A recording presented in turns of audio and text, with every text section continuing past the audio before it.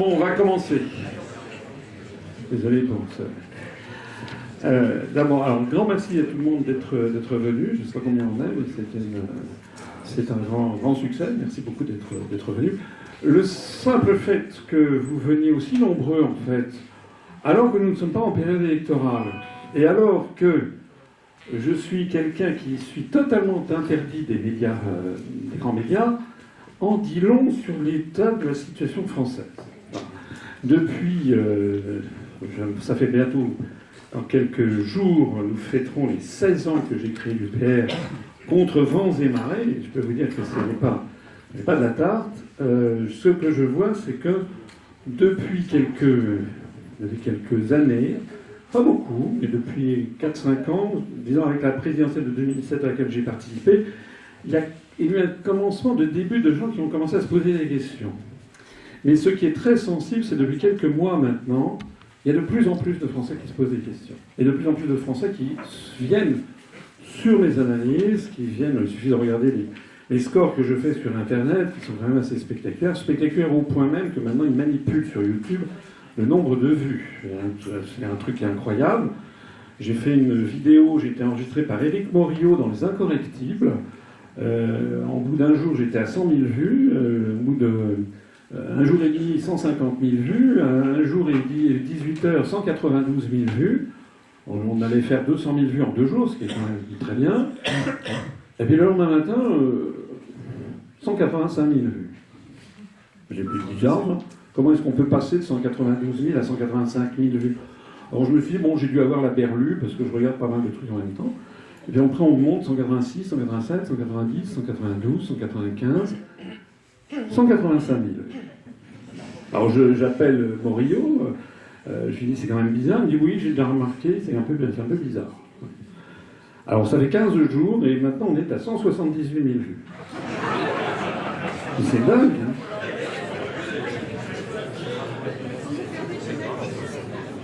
Donc plus les gens vont consulter mon truc, et moins le nombre de vues, et plus le nombre de vues diminue. Donc c'est un peu curieux. Je ne sais pas ce qui se passe, c'est comme ça. En attendant, ce que je sais, c'est que dans Paris, mais pas seulement dans Paris, quand je circule en France, il y a de plus en plus de gens qui m'abordent dans la rue. Qui me font des petits... Je suis venu hier au Creusot, j'ai pris le TGV, il y avait un contrôleur qui vient et qui m'avait... il venait par derrière, il ne m'avait pas vu, donc je lui tends mon téléphone avec le QR code de mon billet. Quoi. Il prend et... Ah il a poussé un cri. Vous êtes M. Asselineau? Ben, je dis oui. Mais même, je vote pour vous, vous allez... Est-ce que je peux faire des photos, etc. Et ça, c'est toute la journée qu'il y a ça. Donc ça veut dire quand même qu'il y a quelque chose qui est en train de se produire et que les Français ont compris qu'il y a quelque chose qui cloche. Voilà. Et ce qui cloche notamment, c'est que j'ai créé un mouvement politique depuis 16 ans. Beaucoup de gens, quand je critiquais l'Europe, quand je critiquais la construction européenne, il y avait des gens qui étaient d'accord. Mais sortir de l'Union européenne, sortir de l'euro, sortir de l'OTAN, non, pas du tout.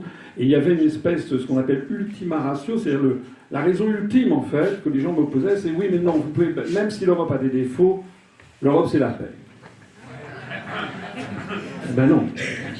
J'ai fait une conférence qui est en ligne, hein, que vous pouvez aller voir, d'ailleurs, vous l'exhumez sur Internet, une conférence le 11 novembre 2018, pour le 100e anniversaire de l'armistice de 1918. J'avais fait cette conférence, certains d'entre vous connaissent peut-être le lieu, c'est le Café du Croissant à Paris, rue du Faubourg Montmartre, là même où a été assassiné Jaurès en juillet 1914, parce qu'il tirait la sonnette d'alarme sur le jeu des alliances automatiques qui était en train de nous entraîner vers la guerre de 14.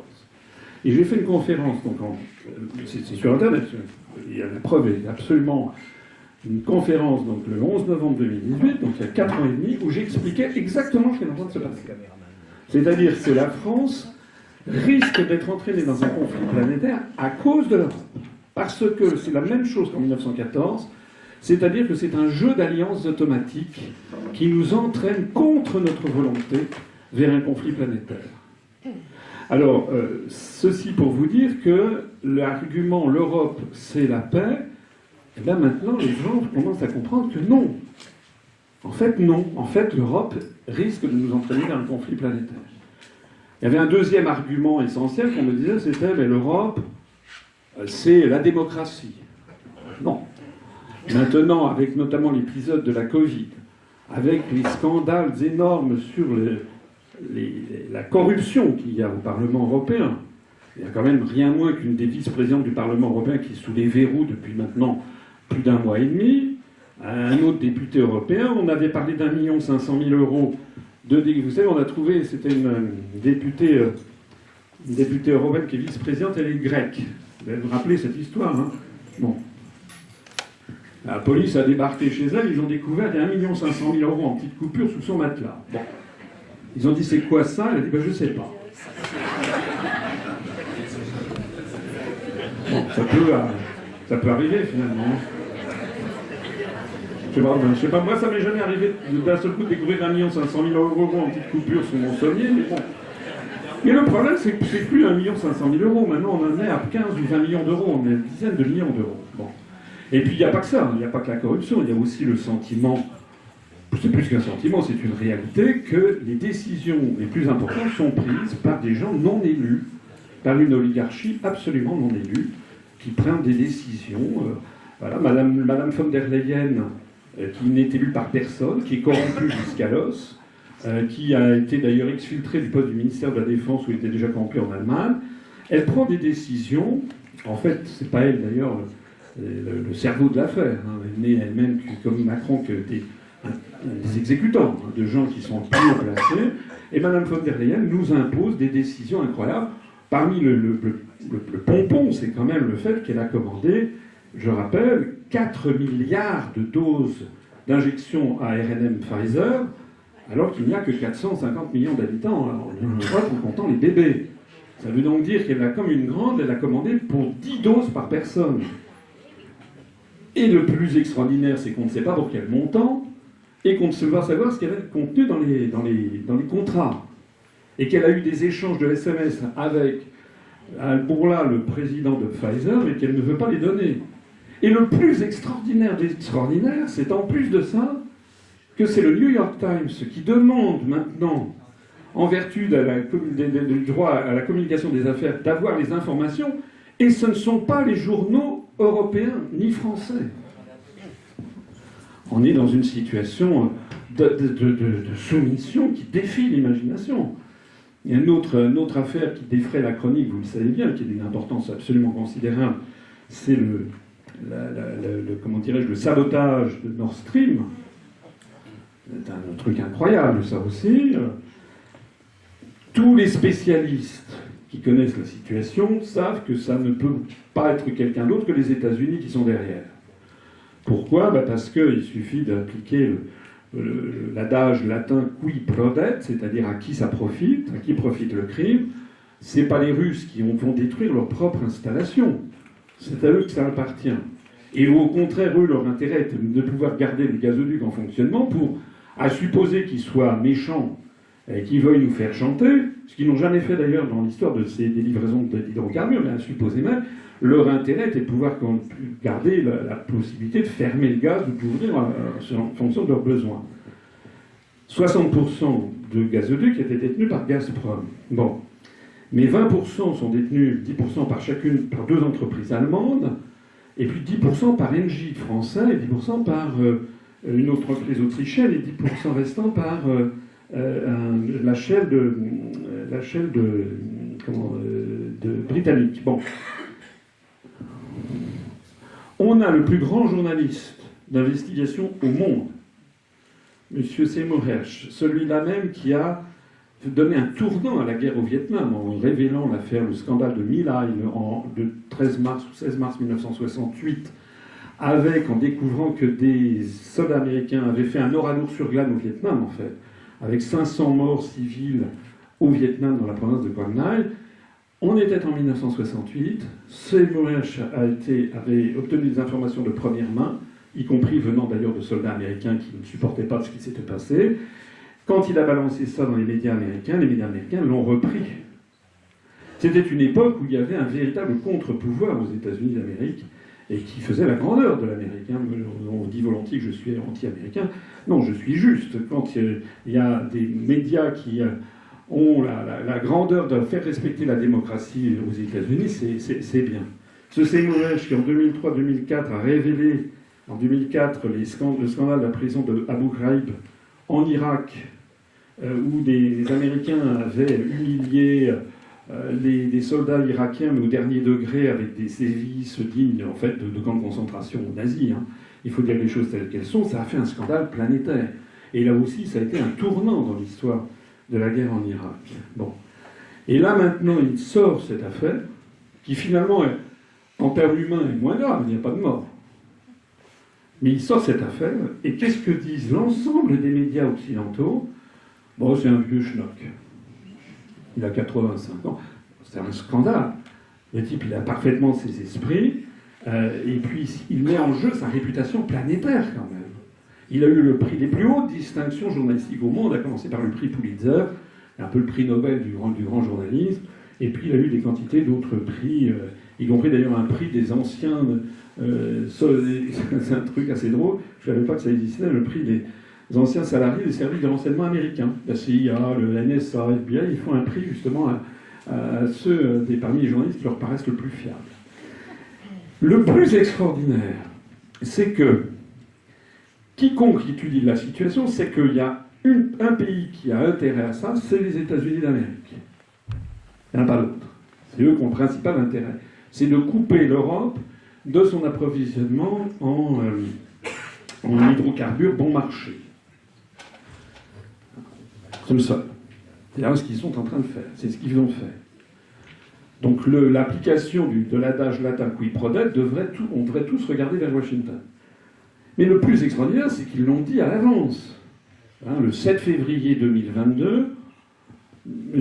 Joe Biden, toujours frais comme un gardon, je rappelle quand même, d'après le narratif officiel, Joe Biden est un type absolument extraordinaire, frais comme un gardon, alors que Vladimir Poutine, je le rappelle, il a la maladie d'Alzheimer, la maladie de Parkinson, il a les pieds plats, c'est vrai, il consomme des psychotropes, il a abusé du Botox, il a un complexe d'infériorité, et il a 3 cancers en phase terminale. C'est vrai, hein, c'est exactement ce que disent les médias. Bon. En attendant, Biden, le 7 février 2022, recevant Olaf Scholz, le chancelier d'Allemagne, a dit cette chose extraordinaire, que si la Russie intervenait en Ukraine, il y avait des bruits de bottes, hein, vous vous rappelez, c'était au début de l'année dernière, que si la Russie intervenait en Ukraine, la Russie franchit la frontière, il n'y aura plus de Nord Stream 2, de Nord Stream. Rappelez, c'est quand même incroyable comme déclaration. Et à ce moment-là, il y avait une journaliste allemande dans la salle.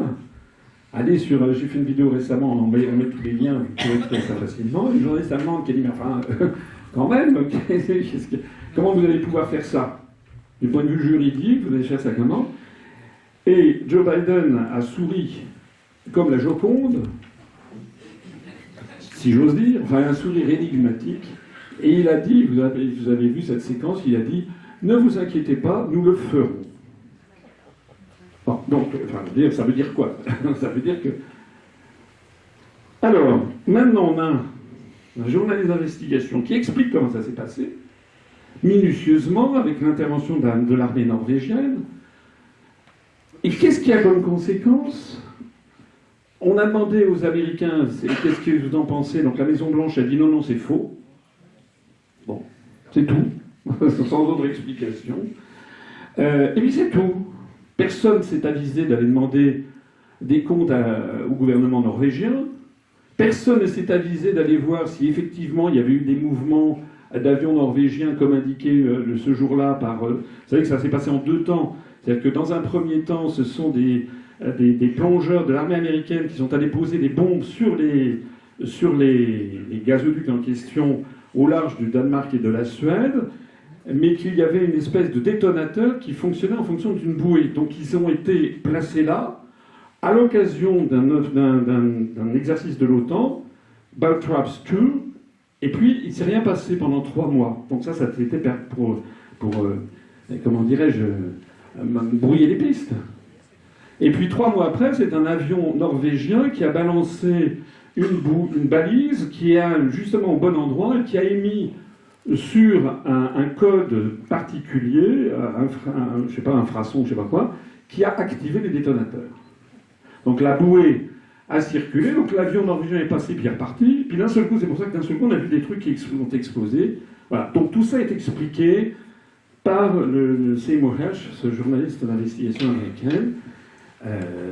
Et donc nous, que fait le gouvernement français? Il y a quand même 10% qui étaient détenus par Engie. Rien. Que fait le gouvernement allemand? Rien. Et ceux qui réagissent, vous avez vu, c'est le gouvernement russe et le gouvernement chinois qui demandent une réunion du Conseil de sécurité pour savoir que les États-Unis s'expliquent sur ce sujet. C'est incroyable. Ça vous montre le degré d'asservissement de ce qui reste des pays d'Europe. Donc la vérité qui commence à apparaître au grand jour, c'est pas du complotisme, hein. C'est la pure vérité, ce sont des faits. La vérité, c'est tout simplement que nous sommes, les gens qu'on nous présente comme étant nos dirigeants ne sont pas nos dirigeants. Ce sont des gens qui sont là sur des exécutants, qui exécutent des choses qui leur sont demandées par plus haut. Voilà. Donc, on nous disait l'Europe c'est la paix, on disait l'Europe c'est la démocratie. Non, l'Europe c'est pas du tout la démocratie, puisque on force les Français à avoir M. Macron comme chef de l'État qui recueille, paraît-il qu'il y a 32% de gens satisfaits. Bon. Moi j'aurais tendance à dire peut-être 3%, mais bon. Admettons même qu'il y ait 32%, c'est, vous savez, le plus mauvais score qui ait été obtenu par un président de la République française. Mais ça veut dire quand même qu'il y a 68% qui ne sont pas satisfaits. Et je rappelle surtout qu'aux élections de 2022, l'année dernière, au premier tour de l'élection présidentielle, il a obtenu 20% des électeurs inscrits. Ça veut donc dire que 80% des électeurs inscrits en France ont refusé d'aller voter pour Macron au premier tour. Et je rappelle aussi qu'il n'y a pas eu de campagne, en fait. Je rappelle aussi au passage que moi, j'ai pas eu mes parrainages. J'ai téléphoné à M. Bayrou. M. Bayrou a décidé que c'était lui qui allait donner les parrainages. C'est incroyable. On est dans un monde, la Constitution est absolument piétinée. M. Bayrou, il est le grand Manitou du comment dirais-je, du commissaire au plan. On voit avec quelle efficacité, d'ailleurs, il donne des conseils. Donc je l'avais eu parce qu'à partir du mois de juillet de l'année dernière, ça s'est pris en mayonnaise, il y a eu l'affaire Zemmour, il y a eu tout ça, et donc d'un seul coup on ne pouvait plus avoir de parrainage. Bon.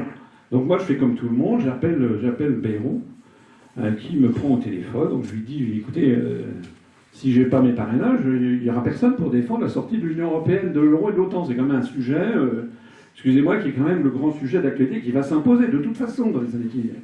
Oui, mais vous comprenez... Non, justement, je ne comprends pas. Et donc, oui, mais bon, voilà. Il m'a envoyé après 2 députés de son entourage, sont venus voir, et puis bon. Au bout du compte, ben, M. Bayrou, qui a fait de façon totalement inconstitutionnelle, et je pense d'ailleurs totalement illégale, il a envoyé des parrainages pour des gens, par exemple pour M. Poutou, qui avait beaucoup moins de parrainages que moi, et d'un seul coup a eu ses parrainages. Donc il y a eu des magouilles derrière. Enfin, moi, j'étais celui qui ne devait pas exister. Voilà. C'est comme ça que ça se passe. Monsieur Bayrou n'a absolument aucun droit ni titre pour faire cela. Et ça se fait. Et les Français ne réagissent pas parce que les médias présentent ça comme si de rien n'était, comme si c'était tout à fait normal. Voilà. Donc là, les Français, vous savez qu'il n'y a pas eu de débat. On a eu quand même cette chose absolument extraordinaire d'une absence de débat. Il avait un bilan calamiteux. Il nous a laissé une ardoise. Je me permets de signaler, au point de vue de la dette, que M. Macron,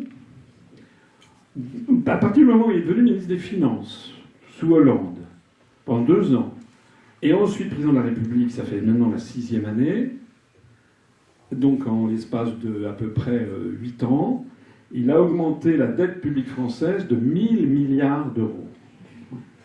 1000 milliards d'euros. C'est-à-dire qu'il a pris, quand il est arrivé, il y avait 2000 milliards d'euros d'endettement, maintenant on est à 3000 milliards. Alors 1000 milliards d'euros, pour que vous voyez un petit peu ce que ça veut dire quelque chose comme 1359 hôpitaux. Non, excusez-moi, 11 300 hôpitaux. 110 centrales nucléaires. C'est 1000 milliards, c'est une somme inimaginable, 1000 milliards d'euros. Lorsqu'il s'agit de faire... de relancer un petit peu l'armée française qui est au 36e dessous, on nous explique que donner 3 milliards d'euros supplémentaires à l'armée française, c'est un truc extraordinaire. On nous explique qu'il faut faire les réformes des retraites parce que c'est un drame, et on pourrait avoir un déficit de 10 milliards d'euros pendant quelques années avant que ça revienne au maître. On se moque complètement de nous. 1000 milliards d'euros. On peut se demander légitimement où c'est passé. Bon, on sait qu'il y en a peut-être 500 milliards qui ont été dépensés à ne rien faire, puisque ça a été le coup de génie de Macron, c'est-à-dire, pendant la Covid, de confiner tout le monde chez soi. On a été un des rares pays au monde à faire ça. Je rappelle que le Danemark, par exemple, la Suède, par exemple, qui n'a confiné personne, qui n'a donc augmenté absolument aucunement sa dette pour payer les gens à ne rien faire. Je rappelle que la Suède a un taux de mort du Covid par habitant inférieur à celui de la France. Donc ça n'a servi à rien. Et je rappelle, alors il y a des pays qu'il ne faut surtout pas citer, donc je ne les citerai que parce qu'on est entre nous. Mais par exemple, la Biélorussie n'a rien fait du tout. Rien du tout. Ils ont beaucoup moins de morts par habitant que nous. La grande majorité des pays du monde, d'ailleurs, n'ont pas fait grand-chose. Ils ont beaucoup moins de morts par habitant que nous. Nous, on a quand même consacré plus de 500 milliards d'euros. Je ne sais pas s'il y a beaucoup de gens qui ont des connaissances en matière économique, mais est-ce que vous imaginez si ces 500 milliards d'euros, on les avait injectés dans l'économie française? Mais c'est incroyable qu'on aurait pu injecter dans les hôpitaux, dans les écoles, dans les prisons, dans les forces de l'ordre, dans l'armée, dans la recherche, dans les moyens de la justice, dans la sauvegarde du patrimoine religieux et historique français. On sait qu'il faudrait, par exemple, pour sauver, il y a 2000 monuments historiques de premier plan qui menacent ruine. Il faut 4,5 milliards d'euros. On ne les a pas. C'est M. Stéphane Bern qui fait un loto pour demander des pièces jaunes. Et il nous a mis 1000 milliards d'euros. Ah, c'est quand même un énorme problème. C'est le moins qu'on puisse dire, parce qu'on n'arrive pas à savoir d'ailleurs où tout est passé en définitive. C'était le deuxième argument, l'Europe c'est la démocratie, puis le troisième argument c'était l'Europe c'est la prospérité. Ben non, l'Europe ça n'est plus la prospérité, c'est le contraire qui est vrai. On attribue à l'Europe, on attribue à la France un niveau de vie, mais l'Europe est en train de détruire ce niveau de vie. On attribue en fait, on est comme dans un paquebot qui est en train de couler, donc les gens continuent, vous savez, dans le Titanic, continuent à jouer de l'orchestre, mais le paquebot, mais le paquebot, c'est ce que nous avaient légué les générations antérieures, qu'on est en train de dilapider, en fait. Le taux de pauvreté en France et de grande pauvreté, qui est suivi par l'INSEE, a été diminué continuellement depuis 1945 jusqu'en 2000.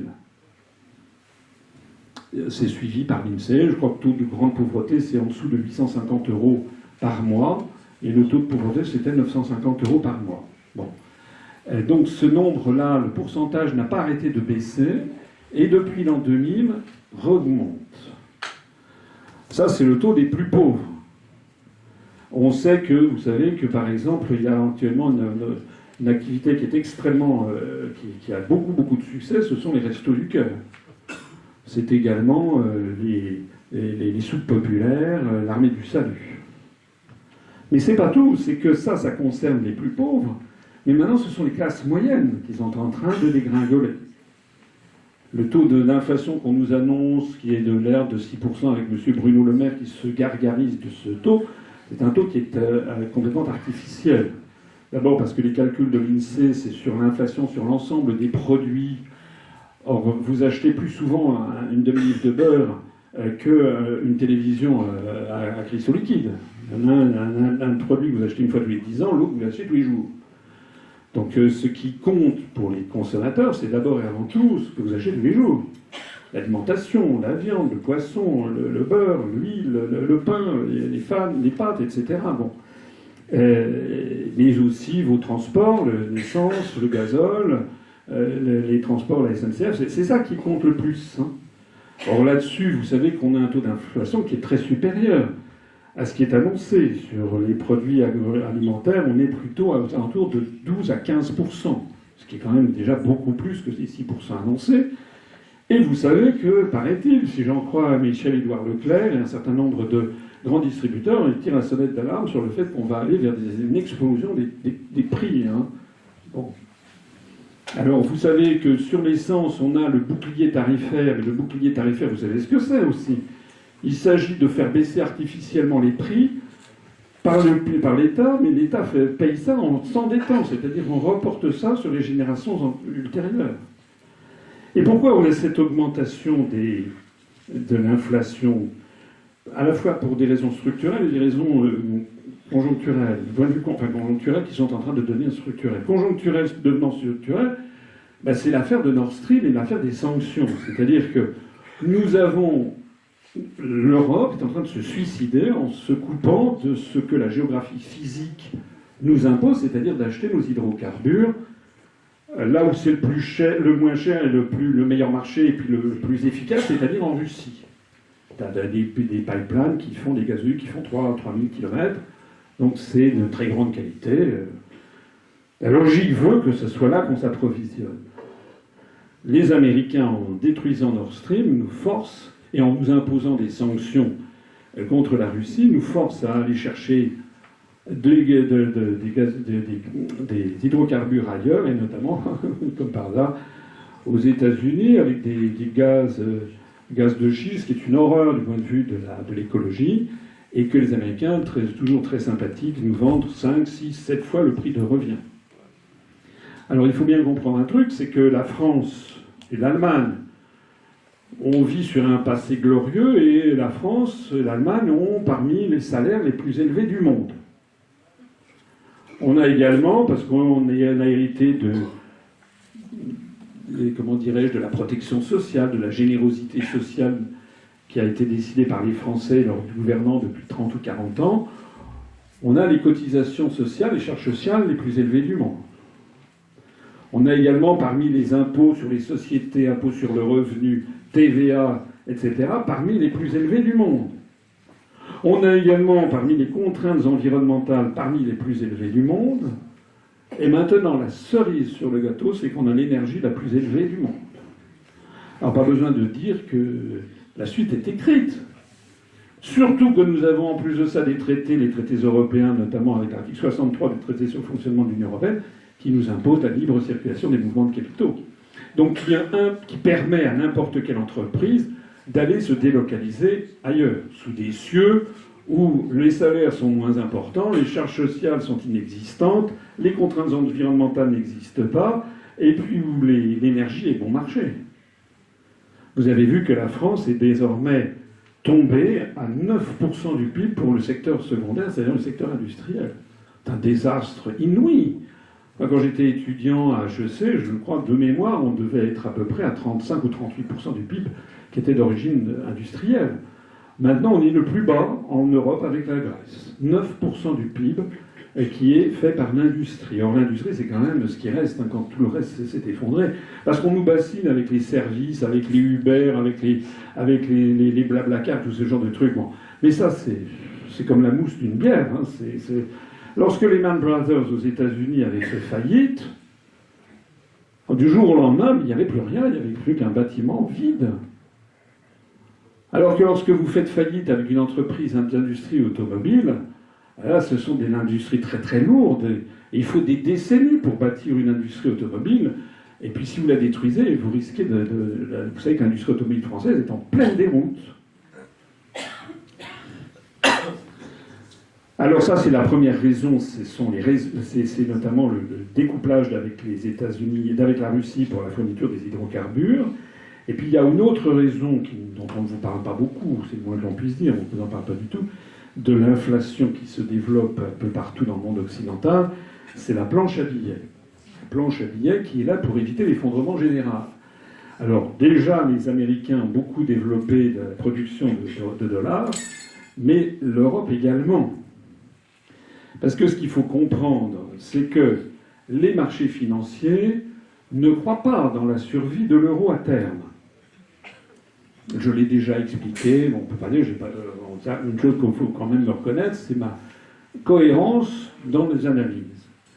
Le problème, c'est que l'euro n'est pas une monnaie unique, c'est une monnaie composite, c'est une monnaie commune. Comme une monnaie unique aurait supposé que l'on ait supprimé toutes les banques centrales de tous les pays de la zone euro, ce qui n'est pas le cas. Les Allemands avaient exigé de conserver chacun sa banque centrale nationale pour que ce soit facilement réversible. Donc, je ne vais pas entrer ici dans un débat sur l'euro, sauf si je peux répondre à vos questions, mais je sais que c'est extrêmement emmerdant, c'est très rasoir et très technique. Donc les gens ferment les écoutilles. Et si vous voulez bien me faire confiance, retenez quelque chose, 2-3 éléments. Un, il n'y a pas de banque centrale, il y a de la Banque centrale européenne, mais qui n'est qu'une banque centrale parmi les autres. Chaque pays a gardé sa banque centrale nationale, ce qui veut dire qu'il n'y a pas de monnaie unique, il y a une monnaie commune. Si vous avez 1000 euros sur un compte bancaire à Bourg-en-Bresse, c'est 1000 euros de créance juridiquement sur la Banque de France. Voilà. Or, il se trouve avec le système de l'euro que ces 1000 euros, vous pouvez les transférer dans un compte que vous ouvrez, vous avez le droit d'ouvrir, ça s'appelle le libre établissement. Vous pouvez ouvrir un compte sur, je sais pas, au Crédit Lyonnais, à Kurfürstendamm, à Berlin. Donc vous ouvrez et vous transférez vos 1000 euros. Et à ce moment-là, les 1000 euros deviennent, étant en Allemagne, deviennent 1000 euros de créance sur la Bundesbank. J'espère que jusque-là vous me suivez. Le problème, c'est que si demain l'euro explose, si vous avez des créances sur la Banque de France, ça deviendra des francs. Si vous avez des créances sur la Bundesbank, ça deviendra des marques. Et si vous avez des créances sur la Banque de Grèce, ce que je vous déconseille, ça deviendra des drachmes. Alors le grand public, évidemment, ne comprend pas tout ça, ça lui passe assez au-dessus. Mais il y a des gens qui comprennent ce qui se passe. Il y a des très grandes fortunes, des grands investisseurs ou des très grandes sociétés. Donc ils savent qu'il faut absolument placer son argent au maximum en Allemagne ou accessoirement en Finlande, au Luxembourg et aux Pays-Bas, pour ce qui concerne la zone euro. Et si vous voulez échapper à la zone euro, vous allez en Suisse. Que nos amis suisses, dont je rappelle que c'est quand même un pays qui est à peu près la taille, plus petit que Bourgogne-Franche-Comté, qui compte 9 millions d'habitants, c'est quand même l'un des pays les plus riches du monde. Un pays le plus démocratique du monde. C'est un pays qui n'est ni dans l'Union européenne, ni dans l'euro, ni dans l'OTAN. Il se porte très bien. Merci pour lui. Et qui pratique d'ailleurs des référendums d'initiative populaire. Bon, je ne vais pas faire de la Suisse parce que je sais que quand je dis ça, il y a toujours des gens qui me disent « Oui, mais ensuite, oui, bien sûr, tout n'est pas parfait en Suisse, mais enfin quand même. » L'exemple qui est à quelques dizaines de kilomètres de la France est là pour nous montrer que le narratif qu'on nous explique depuis des décennies est faux, puisqu'on a un pays qui se porte merveilleusement bien. D'ailleurs, vous savez, les pays d'Europe qui se portent le mieux sont ceux qui ne sont pas dans l'Union européenne. C'est la Norvège, l'Islande, la Suisse. Alors les gens me disent, ils haussent les épaules. Quand je dis, vous pouvez hausser les épaules, c'est quand même c'est dommage. Pour la beauté de la démonstration, ça aurait été bien de montrer que la Suisse, la Norvège et l'Islande, qui ne sont pas entrés dans l'Union européenne, sont dans un état de misère noire. C'est le contraire que l'on observe. Alors je reviens à l'euro. Le problème de l'euro, c'est donc que la France est extrêmement endettée. Avec 3 000 milliards d'euros, nous sommes le pays le plus endetté de l'Europe, de l'Union européenne. On est suivi de près, on est talonné par l'Italie. Et que les marchés financiers voient ça avec beaucoup d'inquiétude. Et comme les marchés voient ça avec beaucoup d'inquiétude, lorsque l'État français émet une obligation à 10 ans, les marchés financiers demandent une rémunération supérieure à celle qu'ils demandent à l'Allemagne quand l'Allemagne émet une obligation à 10 ans. Par exemple, l'Allemagne va émettre une obligation à 10 ans, les marchés financiers vont demander que ce soit, je ne sais pas, quelque chose du style 1%. Et si c'est la France, ils vont demander 2 ou 3%. Si c'est l'Italie, ils vont demander 4%. Alors pourquoi d'ailleurs? C'est un des grands mystères qui vous est caché. Pourquoi est-ce que les marchés financiers demandent un taux d'intérêt supérieur pour acheter, pour souscrire à une obligation du Trésor italien ou du Trésor français, alors qu'a priori, on a la même monnaie, a priori, tout le monde se porte très bien, et donc il n'y a absolument aucune raison pour qu'on paye plus qu'on demande plus cher que pour une obligation allemande. Donc en fait, ça a été, je vois quelqu'un qui connaît bien la leçon dans la salle, j'ai déjà expliqué, je le redis pour ceux, parce qu'il faut toujours redire les choses.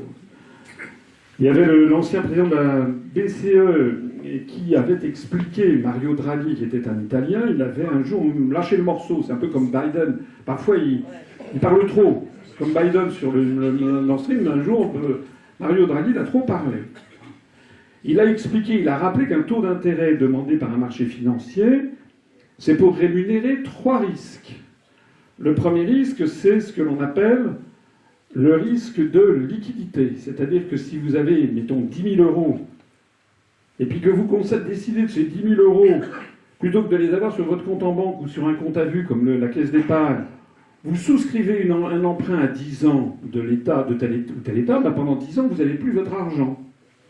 Et donc ça se paye, parce que peut-être que 6 mois après, vous aurez besoin de nouveau d'argent. Et là, à ce moment-là, il faudra que vous cherchiez de l'argent ailleurs. Ou que vous revendiez l'obligation en question sur des marchés secondaires. Donc ça s'appelle le risque de liquidité. À partir du moment où vous prêtez votre argent, ça mérite d'être rémunéré. Jusque-là, tout va bien. La deuxième raison qu'il avait évoquée, c'est le risque de solvabilité. C'est-à-dire que lorsque vous prêtez de l'argent, vous espérez que la personne à qui vous prêtez de l'argent va vous rembourser. Donc a priori, quand on prête à une banque centrale d'un grand pays, on ne court pas grand risque. Mais on a déjà vu des banques centrales faire faillite. Par exemple, la Reichsbank, la Deutsche Bank, Reichsbank en 1923 en Allemagne. Et donc, la solidité financière de la Banque centrale de Grèce ou de la Banque centrale d'Italie est un peu sujette à caution. Mais surtout, et c'est là où Mario Draghi a fait une grosse bêtise ce jour-là, c'était il y a quelques années, c'est qu'il a lâché le morceau en disant le troisième risque, c'est le risque de change. Ah, ça a fait le tour de la planète financière, ça a été aussitôt étouffé. Bon. Mais le mal était fait. Le risque de change, ça veut dire que bon, tout peut arriver dans la vie. On a beau vous dire que l'euro n'explosera jamais, il se trouve que les gens qui connaissent l'histoire des monnaies plurinationales savent que toutes les monnaies plurinationales de toute l'histoire du monde ont toujours fini par exploser. Je vous renvoie à une conférence que j'ai faite il y a déjà plusieurs années qui s'appelle justement la tragédie de l'euro. Et donc, les marchés financiers se disent, bon, ok, d'accord, l'euro ne peut pas exploser, mais si ça explosait quand même. Et à ce moment-là, ils se rendent compte qu'en effet, si ça explosait quand même, comme je le disais tout à l'heure, on sait que si demain l'euro explosait, les créances que vous avez sur l'Italie et donc les obligations du Trésor sur le Trésor italien, par rapport au dollar, perdront 30 à 35%. Quand même. Si c'est en Grèce, ça perdra 50%. Si c'est en francs français, on perdra 15% par rapport à l'actuel cours pivot vis-à-vis du dollar. Si c'est en marque, ça sera plus 35%. Et si c'est en florin, ça sera plus 20 ou 25%. Si c'est en marque finlandaise, ça sera de l'ordre de plus 18%. Donc les marchés financiers se disent, ok, l'euro ne va pas exploser, mais s'il explosait quand même. Donc, ils se prennent une petite gratte en se disant, on ne sait jamais. Et donc, vous avez compris, si vous m'avez suivi, j'essaie de rendre le plus simple le plus possible des choses qui sont un petit peu compliquées. Si vous m'avez suivi, ça veut dire quoi? Ça veut dire que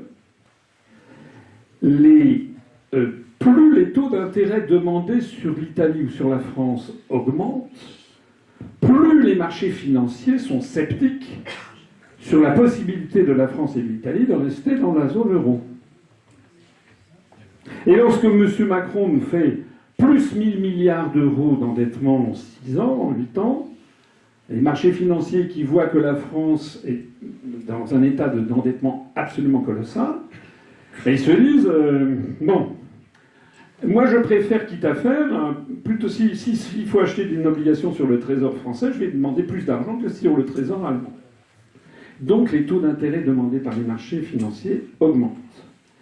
Et le problème, c'est que les marchés financiers suivent ça comme le lait sur le feu. Ça s'appelle, en anglo-américain, ça s'appelle un spread, c'est-à-dire une différence. Et l'une des choses les plus suivies, c'est le spread qu'il y a entre l'obligation à 10 ans sur le trésor allemand et l'obligation à 10 ans sur le trésor italien. Et lorsque ce spread augmente, ça veut dire que le risque d'explosion augmente de façon quasi exponentielle. Alors ce problème-là est arrivé à plusieurs reprises déjà dans l'histoire de l'euro, et Mario Draghi avait trouvé avec les membres de la BCE une solution qui est un cautère sur une jambe de bois, comme on disait jadis, c'est-à-dire une fausse solution, c'est-à-dire on camoufle l'affaire. Il a décidé de racheter les obligations émises par les États, par la BCE les rachète. Or, c'est formellement interdit par les traités. Normalement, d'après les traités, la Banque Centrale Européenne n'a pas le droit d'acheter les obligations émises par les États. Comme c'était un Italien à la tête de la BCE, comme par ailleurs toutes les banques centrales qui sont à la BCE sont sous la pression des politiques qui disent on ne peut pas laisser l'euro exploser, il a donc été décidé que, bon, on n'allait pas racheter les obligations, on allait le faire quand même, et on allait le faire sur le marché secondaire. C'est-à-dire que lorsqu'un État émet un emprunt sous forme d'obligation, la BCE ne peut pas le racheter, des banques commerciales peuvent le faire, par exemple, mais la banque commerciale peut dès le lendemain le revendre sur le marché secondaire, d'occasion, ça veut dire, et là, la BCE va racheter sur le marché secondaire.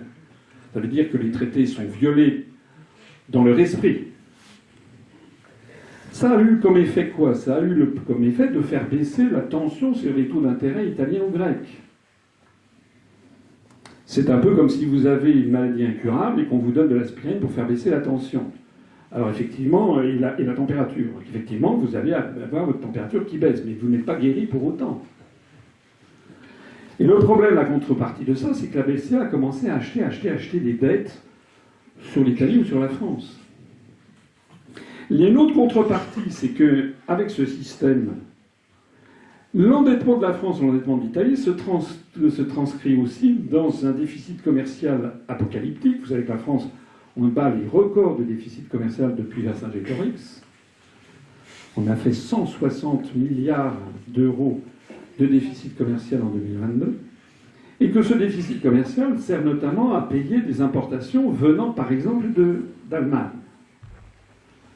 Ça veut dire qu'au bout du compte, l'Allemagne voit arriver des excédents commerciaux sur la France ou sur l'Italie, qui sont en fait financés par les déficits, qui sont en fait financés eux-mêmes par la Banque Centrale Européenne.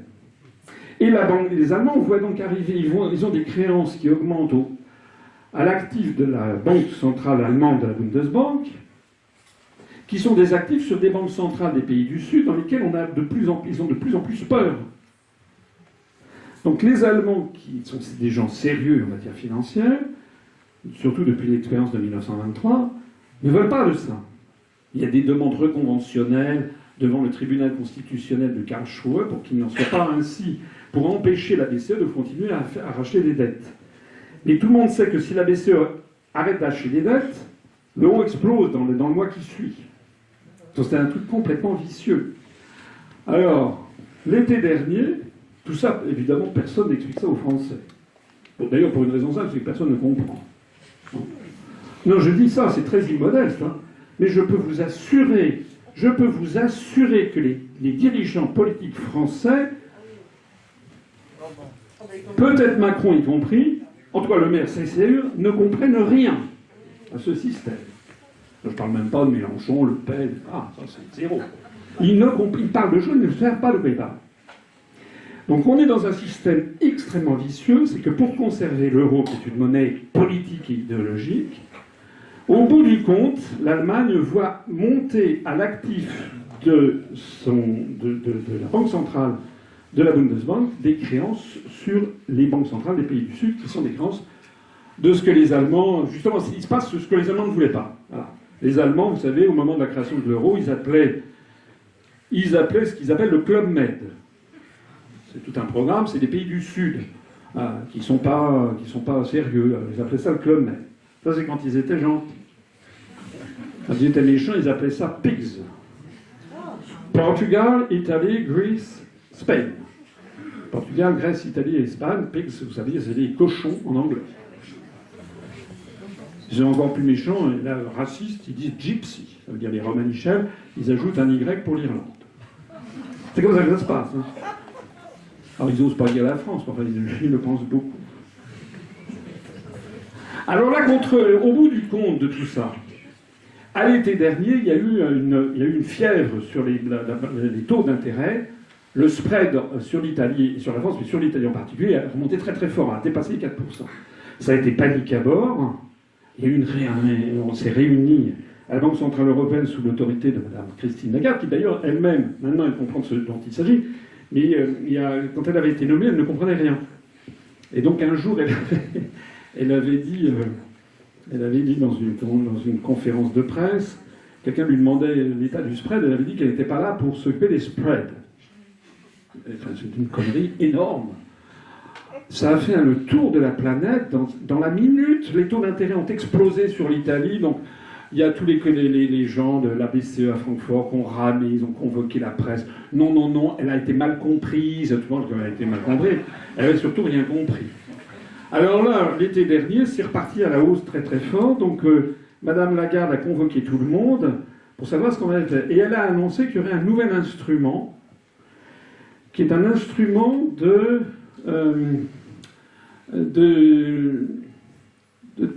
lutte contre la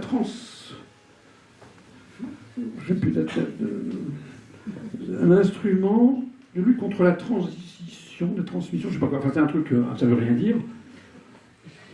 En gros, c'était pour dire non, maintenant on va être beaucoup plus sérieux. Alors les gens disent, mais vous allez faire quoi? C'est comme la journaliste allemande qui avait demandé à Biden, donc là, on va être beaucoup plus sérieux. Alors les gens vont dire, alors, la BCE va plus racheter de dollars. Vous allez faire quoi? Alors voilà, on va être beaucoup plus sérieux. On va continuer.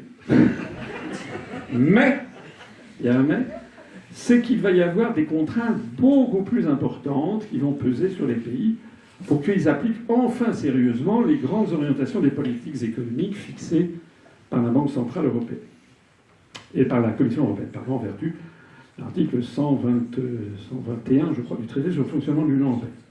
Alors tout ceci vous paraît extrêmement compliqué, ça l'est d'ailleurs.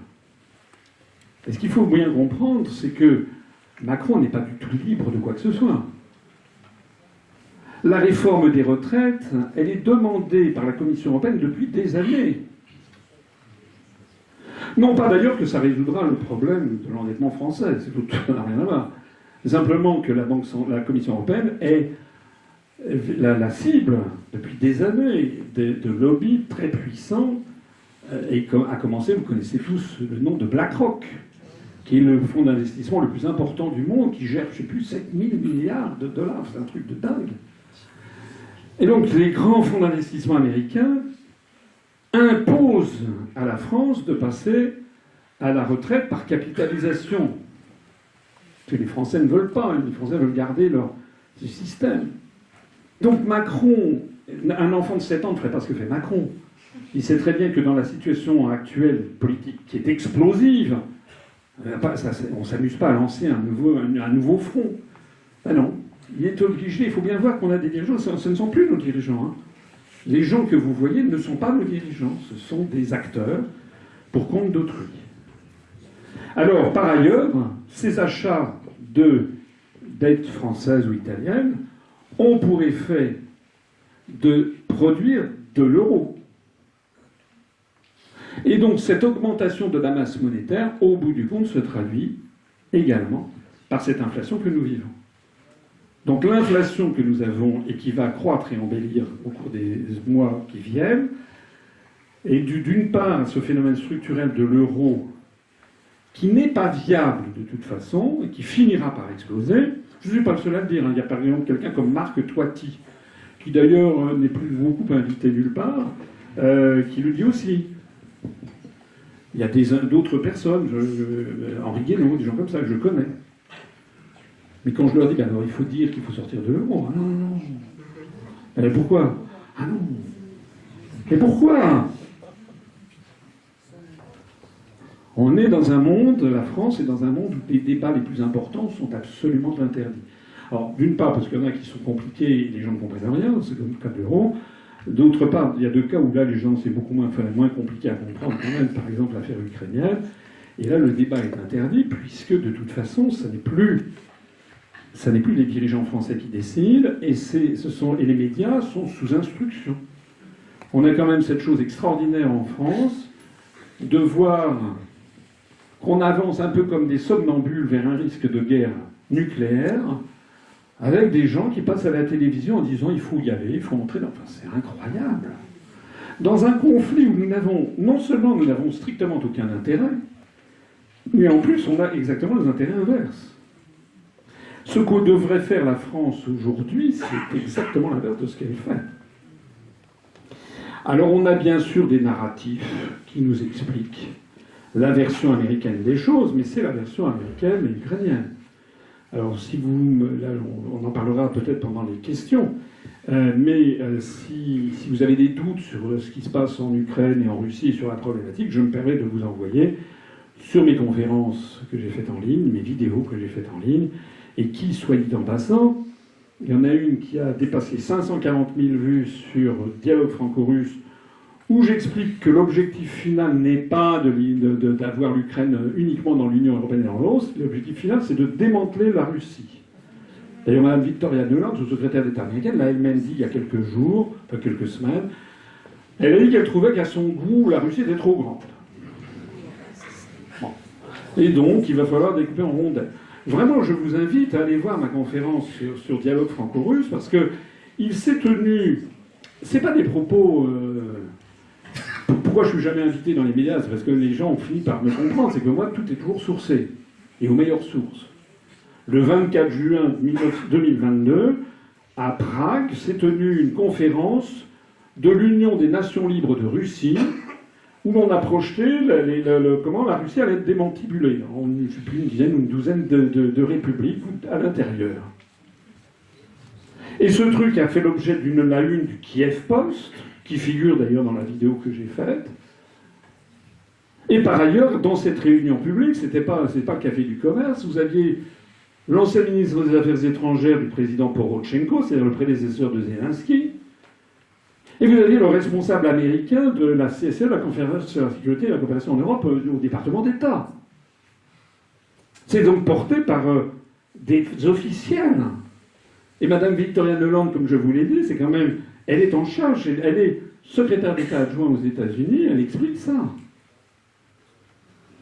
Je vous invite aussi, si vous ne connaissez pas bien l'histoire de l'Ukraine, vous êtes pardonnable, parce que les gens ne la connaissent pas, enfin, on n'est pas spontanément à... Déjà, ce serait bien si les Français connaissaient l'histoire de France.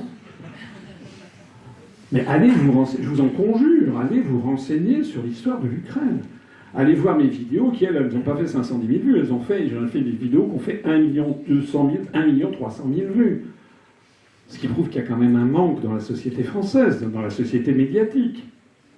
Il faut savoir que l'Ukraine est un pays très très récent, qui a été créé par Staline entre 1920 et 1935 en gros. C'est un pays composite, qui n'avait pas existé auparavant. Où Staline a pris un malin plaisir à mélanger 2 populations qui se haïssent. D'une part, les polono-lituaniens du Nord-Ouest, qui sont les héritiers d'un État qui existait au XVIIe, XVIIIe siècle, qui s'appelait la République des Deux Nations ou le Grand-Duché de Pologne et Lituanie. Donc les villes du nord-ouest de l'Ukraine, la ville de Lvov, etc., sont peuplées de gens qui sont des polono-lituaniens, c'est-à-dire qui parlent à peu près... Le lituanien est un peu différent du polonais, mais c'est quand même 2 langues très très voisines. Et c'était cette population-là qui faisait partie de ce pays qui s'appelait la République des Deux Nations. Mais tout l'Est, à l'est du Dniepr, avec la ville de Kiev, a été rattaché à la Russie par le traité de Péréoslav de 1654, et la principauté de Kiev, qu'on appelle la Rousse de Kiev, a intégré l'empire tsariste. C'est à partir de ce moment-là qu'on a d'ailleurs parlé de l'empire, le tsar de toutes les Russies. Parce qu'il y avait la Rousse de Minsk, la Rousse de Kiev, la Rousse de Moscou, etc.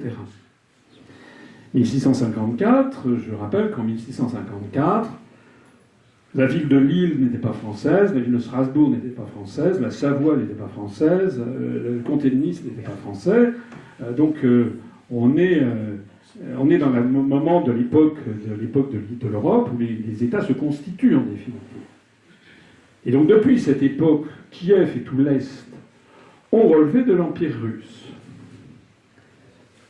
Le sud de ce pays actuel, ce sont des plaines marécageuses qu'on appelle les plaines pontiques, parce qu'elles bordent la mer Noire au nord, et la mer Noire, ça s'appelait, sous les Grecs anciens, le Pont Euxin.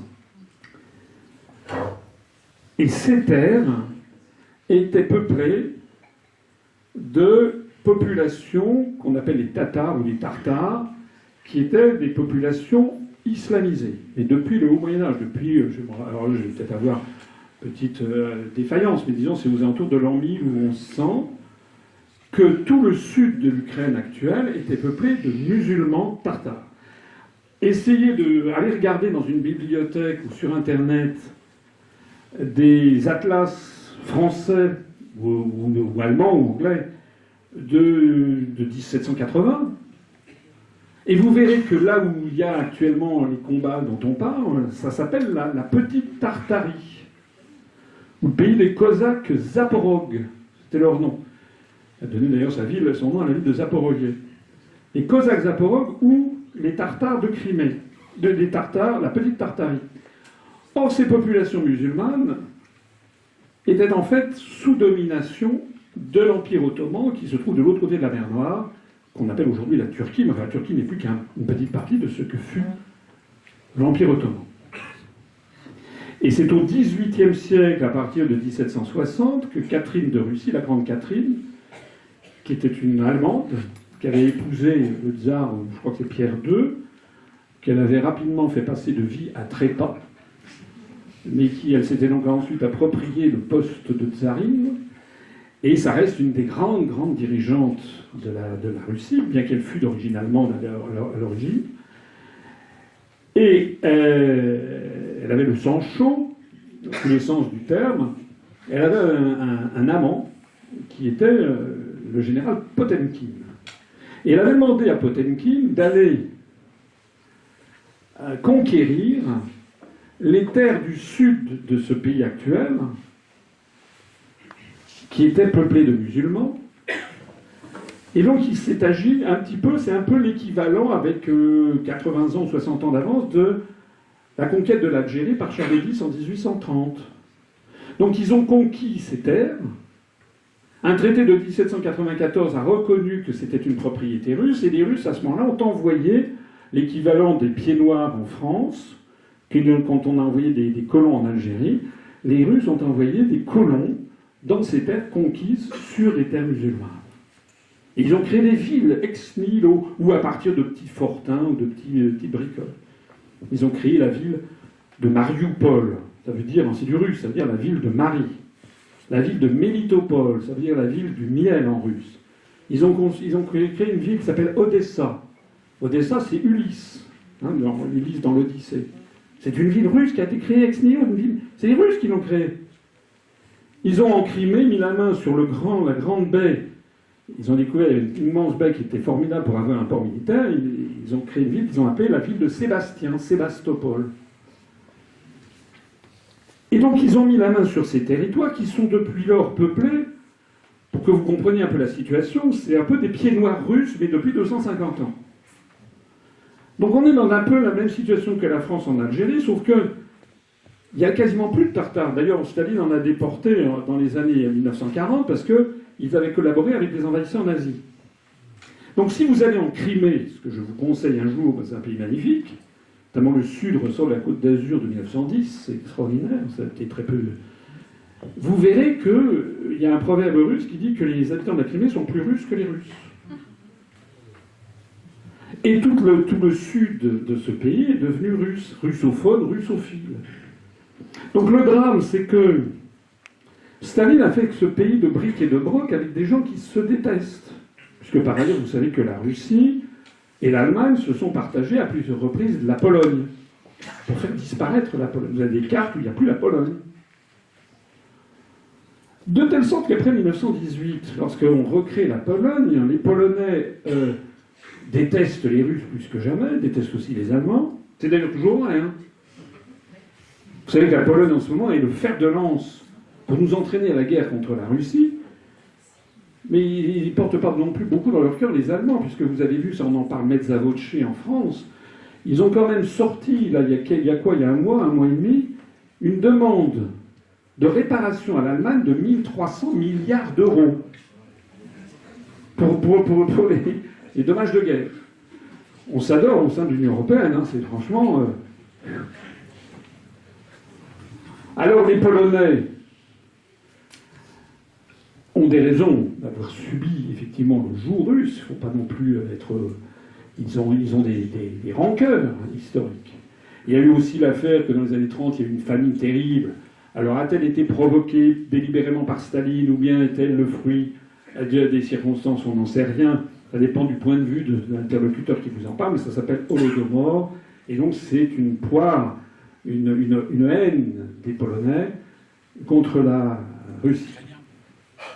De telle sorte qu'en 1941, lorsque Hitler a envahi l'Union soviétique, l'Ukraine ayant été créée par Staline comme une république socialiste fédérative d'Ukraine, membre de l'URSS, lorsque les troupes nazies sont entrées en Ukraine par le nord-ouest du côté de Lvov, elles ont trouvé un accueil délirant. Les gens les applaudissaient parce qu'ils allaient les sauver des Russes. Et donc c'est depuis cette époque que vous avez en Ukraine une grande partie de la population qui sont les descendants qui sont d'origine polono-lituanienne, qui sont très proches des néo-nazis. Vous l'avez vu, vous le savez. C'est quand même l'Ukraine, c'est un pays où vous avez des avenues Bandera, des places Bandera, des trucs comme ça. Bandera, c'est le summum de la collaboration avec Hitler. Il a collaboré notamment à l'assassinat de dizaines de milliers de juifs. C'est comme si en France, vous aviez des boulevards Marcel Déat, des avenues Philippe Henriot, qui était le chef de la propagande, la promenade Joseph Darnan, c'était le responsable de la milice nazie. Enfin, c'est ça, en fait, l'Ukraine. Hein. Dans la partie peuplée de polono-lituaniens. D'ailleurs, vous savez que parfois vous entendez qu'il y a encore quelquefois des ultimes procès pour crimes contre l'humanité. On a retrouvé au fin fond de l'Arizona un type qui a été gardien à Auschwitz. Je pense à Demanjuk par exemple, c'était des Ukrainiens. Parmi les pires pour surveiller les camps de concentration, les camps de la mort, vous aviez des Ukrainiens. Mais des Ukrainiens d'origine polono-lituanienne. Alors, le problème d'aujourd'hui, c'est qu'on a deux populations qui... la rupture est de consommer. Et ce qui est extrêmement inquiétant dans cette histoire, c'est que l'on ne voit pas... c'est qu'il y a une chose qui est absolument certaine. C'est que les Russes ne laisseront pas tomber. Et qui préféreront utiliser des armes nucléaires, y compris une apocalypse nucléaire, plutôt que de laisser démembrer la Russie, dont je vous ai dit que c'était l'objectif final. Contrairement à ce que vous disent les médias en France, il y a une opposition en Russie, mais qui est pas très marginale, mais qui est assez marginale, de l'ordre de 15 à 20% de la population, qui sont plutôt attentifs. Mais actuellement, il y a 80% des Russes qui sont derrière Poutine. Et ce qu'il faut savoir, c'est que l'opposition à Poutine, c'est que, en fait, il y a énormément de Russes qui le trouvent trop mou. C'est ça la vérité. Parce que il faut bien comprendre que, vu des Russes, c'est une guerre civile. Puisque l'Ukraine et la Russie ont été, depuis tant de siècles ensemble, qu'il y a beaucoup de couples qui sont à la fois russo-ukrainiens. C'est comme si la Bretagne obtenait son indépendance de la France, du reste de la France, et puis qu'on ait donné à la Bretagne le département de la Loire-Atlantique, comme ça, puisqu'il la réclame, et ça c'est la Crimée, et puis que finalement, cette Bretagne indépendante devienne le fer de lance de l'impérialisme de l'OTAN et commence à vouloir démembrer le reste de la France. C'est ça le truc. Donc un dirigeant français pourrait être tenté d'intervenir justement dans les territoires français en Bretagne, mais il prendrait des camps parce que c'est le même peuple en fait. Donc la vérité oblige à dire, alors je sais que si je dis ça, on va dire bien sûr que j'ai des quantités de valoches de Poutine. Vous n'imaginez pas le nombre de valises que je reçois de Poutine. Tous les jours, on peut en témoigner. Parce qu'ils n'ont pas d'autre argument que la diffamation. Moi, je voudrais bien débattre, que les gens disent, c'est quoi l'histoire de l'Ukraine? S'il y a un pays qui, objectivement, avait des raisons de demander que les territoires du sud de l'Ukraine lui reviennent, c'est la Turquie, en tant que successeur de l'État ottoman. Sauf qu'il y a eu ce traité de 1794 qui a définitivement donné ses terres à l'Empire russe. Mais ce ne sont pas les polono-lituaniens du Nord-Ouest qui ont quelque légitimité que ce soit sur le Sud, sauf parce que ça a été créé artificiellement par Staline en 1920-1930, et à l'époque, il n'y avait pas la Crimée, c'est Khrouchtchev qui a donné la Crimée à l'Ukraine en 1954, pour le tricentenaire du traité de Péreyaslav. Alors ça, c'est un peu mystérieux pourquoi Khrouchtchev a fait ça, mais à l'époque, ça ne prêtait pas à conséquence, puisque c'était dans le sein de l'URSS. Sauf que maintenant, lorsqu'en 1991, l'Ukraine a pris son indépendance, elle est partie avec la Crimée. Et ce qui s'est passé, c'est que pour les Russes, c'est inacceptable. C'est le grand port de la marine russe en eau chaude. Sinon, ils sont bloqués par les glaces à Arkhangelsk dans la mer de Barents. Et sinon, il faut aller de l'autre côté de la planète, à Vladivostok. Donc le grand port de la marine russe pour les eaux chaudes, d'ailleurs déjà bloqué par les détroits du Bosphore et des Dardanelles, mais qui leur permet d'avoir accès à la mer Méditerranée, puis ensuite à l'océan Atlantique, c'est justement le port de Sébastopol. Donc, le fait de perdre le port de Sébastopol est inacceptable pour les Russes. D'autant plus que c'est pour donner ce truc à un peuple, des polono-lituaniens, qui ne l'ont jamais eu. C'était une idée de Khrouchtchev en 1954. Donc, entre 1991 et 2014, les présidents qui ont été élus en Ukraine étaient des présidents qui avaient le sens des réalités, qui savaient qu'il fallait quand même ménager l'ours russe. Ils ont donc signé des accords, des baux amphithéotiques de 99 ans, mettant toujours à la disposition de la marine russe le port de Sébastopol, pour montrer que, ils étaient souverains, mais c'était une souveraineté limitée par la présence de l'ours russe. Je vois d'ailleurs des gens qui me disent « Ah, vous qui êtes pour la souveraineté de la France, comment pouvez-vous accepter ?» Il y a un principe, c'est le principe de réalité. On peut pas... Le Mexique, par exemple, est un pays souverain, mais si d'aventure l'actuel président mexicain donnait son accord pour faire installer des bases russes tout le long du Rio Grande, le long de la frontière avec le Texas et l'Arizona, je ne pense pas que ça se passerait très bien. Alors ça, c'était du temps de Poroshenko, du temps des présidents entre 1991 et 2014. Et vous savez qu'en 2014, les Américains ont fait une révolution de couleur. Ils ont viré le président élu et ils ont fait mettre au pouvoir un nouveau président, le président Poroshenko, et son successeur Zelensky, qui jouent la partition américaine. Et c'est dans un état, d'ailleurs, un régime de corruption inouïe. Alors quand je dis ça, les gens disent « Oui, et la Russie n'est pas corrompue ». Oui, si, la Russie est corrompue, elle n'est pas la seule. L'Union européenne est également très très corrompue. Mais avec l'Ukraine, on atteint quand même des sommets. Alors, pays ultra corrompu, pays infiltré de néo-nazis, pays qui de toute façon n'est là que pour servir les intérêts des États-Unis. On retombe sur BlackRock. Vous savez que Zelensky a passé un accord. C'est BlackRock qui va s'occuper de tout maintenant en Ukraine. C'est quasiment le BlackRock qui achète l'Ukraine. Alors nous, là-dedans, dans toute cette affaire, il est évident qu'on devrait s'en tenir à l'écart. Il est évident que les Russes n'accepteront jamais, et surtout je vous ai dit que le problème que rencontre Poutine en Russie, ça n'est pas qu'il a une opposition à la guerre, il y en a mais qui est marginale, qui est représentaire. Le problème de Poutine, c'est qu'il a une opposition de gens qui le trouvent beaucoup trop mou. Et qui font valoir que les Américains, quand ils interviennent à l'étranger, ils ne font pas dans la dentelle. Parce que Poutine a fait intervenir l'artillerie. Il y a certainement quelques milliers de morts, il y a certainement des crimes de guerre, d'ailleurs des deux côtés, mais ça c'est quasiment inévitable dans le cas de guerre. Mais je rappelle quand même que les Américains, quand ils sont intervenus en Irak, c'est des B-52 à 9000 mètres d'altitude. Ils font du carpet bombing. Il y a eu 1 million de morts civils, 500 000 enfants irakiens morts pour chasser Saddam Hussein du pouvoir.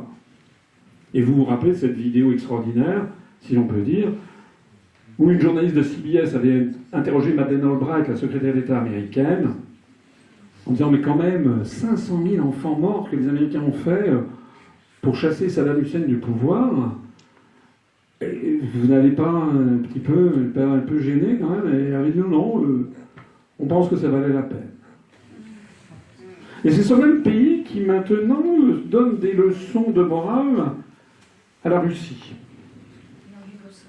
Alors oui, on pourrait parler de tout le reste, le Vietnam, l'Afghanistan, la Yougoslavie, enfin voilà. La situation est d'ailleurs en train de se tendre beaucoup, puisque je voyais aujourd'hui même le porte-parole du ministère chinois des Affaires étrangères a commencé à faire des communiqués ahurissants, vis-à-vis notamment des États-Unis, en disant que les États-Unis d'Amérique sont un pays qui, disons, tout au long de son histoire, n'a été que 16 ans en paix, que c'est le principal producteur de guerre dans le monde, qu'il est, depuis la Seconde Guerre mondiale, il a tenté de renverser 50 régimes, créer des guerres dans 30 pays. Enfin, on en est là avec la Chine maintenant. Donc on sent qu'il y a une espèce d'embrasement mondial, parce que les Chinois, ils savent qu'après le démantèlement de la Russie, c'est eux qui vont y passer. Les campagnes sur le Tibet, les Ouïghours, le Taïwan, etc., font partie de cette situation. Donc la Russie n'abandonnera pas. Mais les États-Unis sont dans une très grande difficulté pour céder.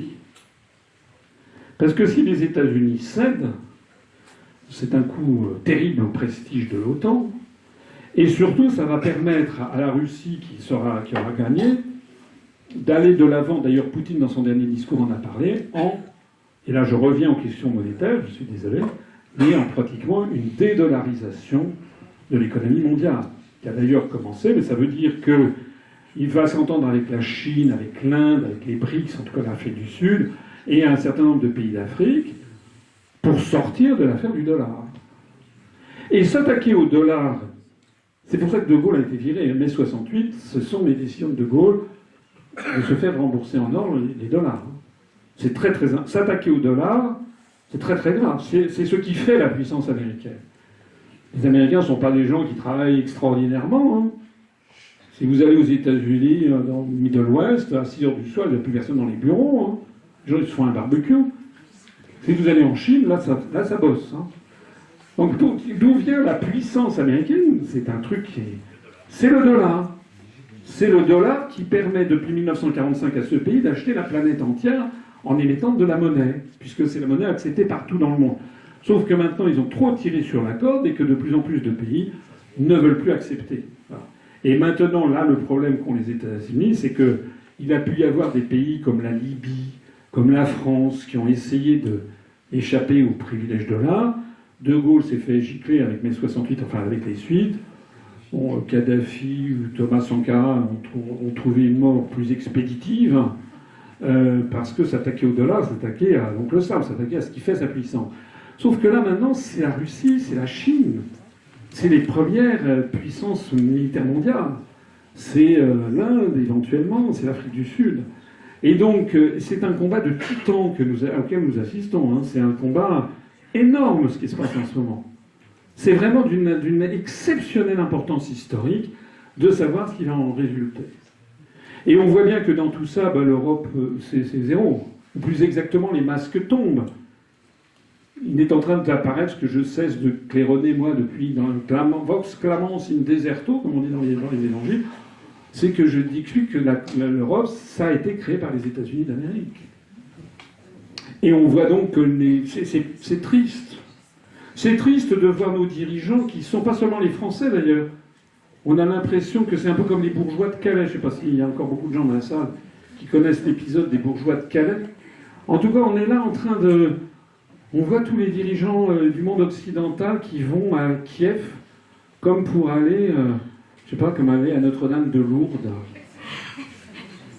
Alors on a eu la maire de Paris, on a eu Madame Hidalgo, on a eu Macron. Mais on a eu aussi des choses, des gens qui c'était un petit peu moins évident. On a eu récemment M. Édouard Philippe, parce que M. Philippe, pour préparer la présidentielle de 2027, il faut qu'il coche les cases. Hein. Pour ceux qui décident de ce que va être le prochain président de la République française, enfin, tant que les Français ne se seront pas réveillés, hein. Mais si les Français continuent à dormir et à croire ce qu'on leur raconte matin, midi et soir sur TF1, LCI, BFM TV, etc., et que les Français, qu'on ait une super démocratie, et que Macron, là, on va vers la destruction du pays. C'est déjà bien entamé.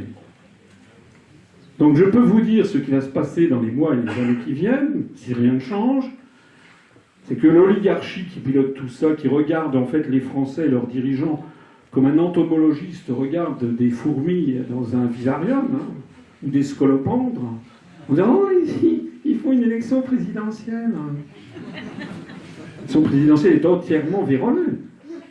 Il n'y a plus de débat, les candidats qui ne plaisent pas ne peuvent même pas concourir.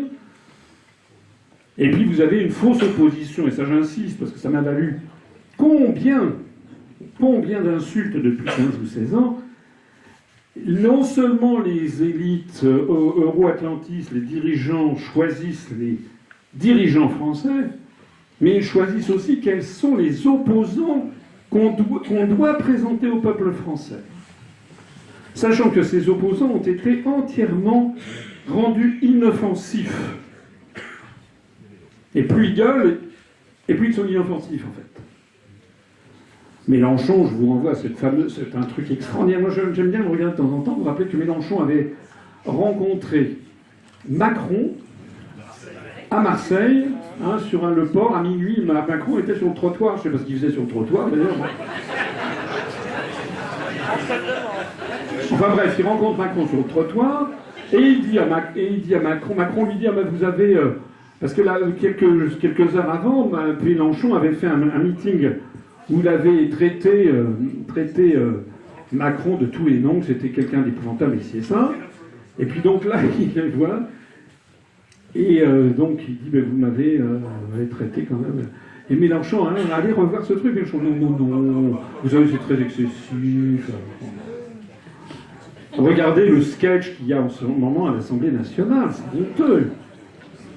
Avec des gens qui picolent, qui sont... On a vu qu'on sait maintenant qu'il y a à peu près 58 députés qui sont ivres-morts. On a un truc à LFI. Au lieu... La seule chose qu'ils pourraient faire, c'est de se mettre d'accord avec le Rassemblement national pour lancer la procédure de destitution. Même si ça ne va pas jusqu'au bout, il y aurait au moins un truc, les médias seraient obligés d'expliquer pourquoi, d'avoir la liste de tous les articles de la Constitution que Macron piétine. Notamment l'article 35 qui fait obligation au chef de l'État de faire voter, d'avoir un débat et de faire voter l'autorisation de poursuivre au bout de 4 ans des interventions militaires à l'étranger. C'est de façon totalement illégale que Macron envoie des milliards et des militaires et des armes en Ukraine. C'est quand même lui qui décide et c'est pas le peuple français. Au lieu de ça, que fait Mélenchon? Voilà, on discute, je sais pas ce qu'on fait. Bref. D'ailleurs, je ne sais plus qui de chez Mélenchon a dit que jamais, ils ne voteront une motion de censure avec le Rassemblement national. Bon, c'est parfait, c'est terminé. Ça veut dire que Mme Borne, elle est là, elle est bien là. Quand je vois que LFI dit qu'il ne faut pas voter avec le RN, parce qu'on n'a pas du tout le même programme, je ne sais pas quoi, on a toujours les mêmes salades. Mais il ne s'agissait pas de voter pour le programme du RN, il s'agissait de virer Mme Borne.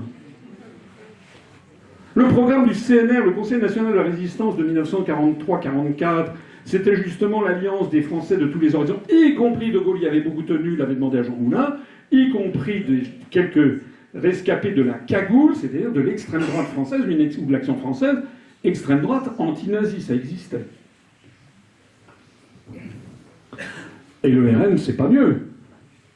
Parce que le RN, qui avec d'ailleurs ses députés pourrait aussi lancer la procédure de destitution, en tout cas demander, se faire l'apôtre de ça, le RN, je l'ai dit tout à l'heure, maintenant coche aussi toutes les cases. Voilà, ils sont pour l'Europe, pour l'euro, pour l'OTAN, pour le soutien à l'Ukraine, c'est Bardella qui l'a dit, vous allez voir que si ça continue comme ça dans les semaines qui viennent, on va voir Madame Le Pen ou M. Bardella aller à Notre-Dame de Kiev, hein, pour aller serrer la louche du mec qui se déguise en kaki. On devrait avoir aussi, je suppose, dans le même mouvement, on va avoir tous les gens qui essaient de cocher les cases pour complaire à l'oligarchie internationale qui décide de qui on va mettre dans les médias pour que les Français les élisent. Et vous avez, je ne sais plus si j'en parlais ici ou j'en parlais tout à l'heure, je ne sais pas si vous avez vu que le journal The Times de Londres, c'est la presse mondiale, c'est un des journaux de l'oligarchie par excellence, The Times, a fait un article avec une grosse une. Le prochain président de la République française sera Madame Le Pen. Il faut arrêter de penser que Madame Le Pen est une opposante. Hein. Comme Madame Meloni. Madame Meloni, vous vous rappelez, en Italie, on nous a présenté pendant des semaines et des semaines en France que Meloni, c'était une fasciste, c'était l'héritière de Mussolini, etc. Il y a même eu le journal de l'Humanité qui a fait sa une, les fascistes aux portes du pouvoir.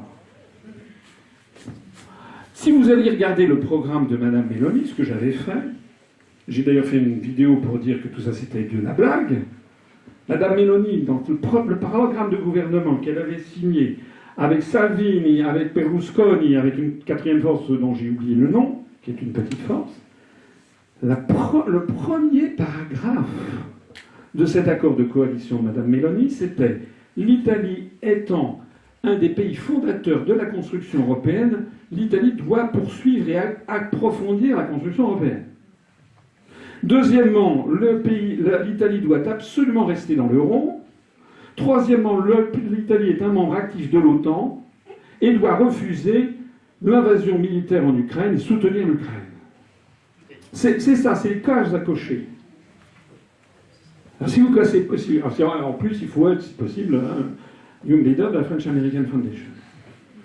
Donc actuellement, l'oligarchie est en train de mettre en piste ce qu'on va présenter aux Français dans les semaines et les mois, exactement les années qui viennent. C'est-à-dire Madame Le Pen, probablement Édouard Philippe, qui coche toutes les cases, qui est allé à Kiev. Sauf que Macron a demandé sans doute à l'ambassadeur de faire en sorte qu'il ne soit pas reçu par Zelensky, donc il a été reçu seulement par le Premier ministre. Ça fait partie de ces petites vacheries qu'il y a au sommet de l'État. Donc monsieur Édouard Philippe, vous savez ce que c'est son programme, hein. On le présente comme le responsable politique préféré des Français. On vous le met, on vous le dit. Moi, j'ai jamais vu quelqu'un qui me dit « Moi, j'en pince pour Édouard Philippe, ça n'existe pas. » Mais on vous met des sondages où on dit « Monsieur Édouard Philippe, il y a 37% des Français. C'est l'homme politique préféré des Français. » Et moi, j'ai regardé son programme. Je vous assure que le seul programme que j'ai vu de Monsieur Édouard Philippe, c'est de nous expliquer qu'il perd ses poils. Mais c'est vrai. Il a une alopécie, alors on est là, oui, oulala, il n'a plus de sourcils, il n'a plus de cheveux, d'abord il se rase la barbe, et puis après ça, on ne sait pas jusqu'où ça va aller. Il va nous montrer la bande maillot, je ne sais pas c'est quoi. Le programme de monsieur Édouard Philippe, c'est d'expliquer. Et vous savez, je fais rire, mais c'est là. Tout ça est parfaitement calculé par des officines de communication qui disent il faut le rendre humain. Donc le type, pour montrer qu'il est humain, la seule chose qu'il dit, c'est que voilà, il a une alopécie, il perd ses cheveux. Enfin, est-ce que vous vous rendez compte du niveau de la politique française? Où est-ce qu'on est tombé? Alors les Républicains, bon, des profs linguistes, on n'en parle pas.